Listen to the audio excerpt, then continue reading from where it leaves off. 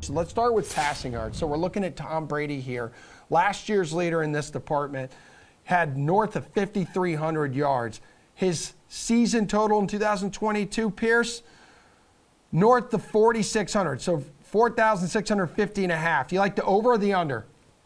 You got to hammer the over. If you break this down, it's something like 275 passing yards per game, which he was clearly over last season. You might remember last offseason and earlier in the year where I said, oh, the Tampa Bay is going to be smart. They're going to run the ball. Why drop back 40 times with Tom Brady? He's too old to do that.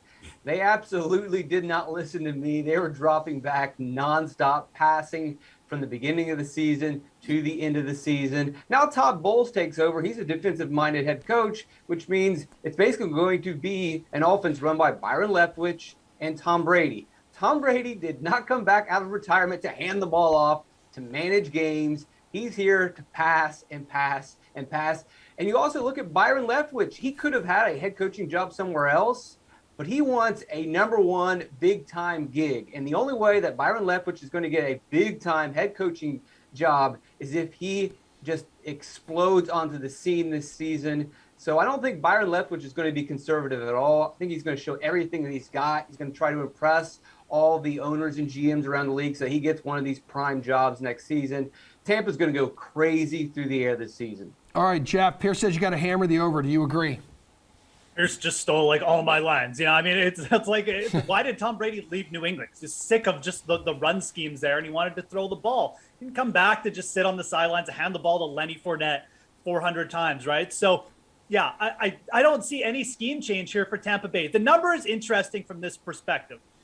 In 2020, Tom Brady played 16 games. And he actually went under this number in a Bruce Arians offense. And there is some concern here that, like, that's the only reason you would really be on the under. Tampa plays Atlanta in week 18. There's a very good chance they have like a 3-game lead in this division going into the final week. You may not get that 17th game. If he misses one other game there, you're probably not going to hit this number.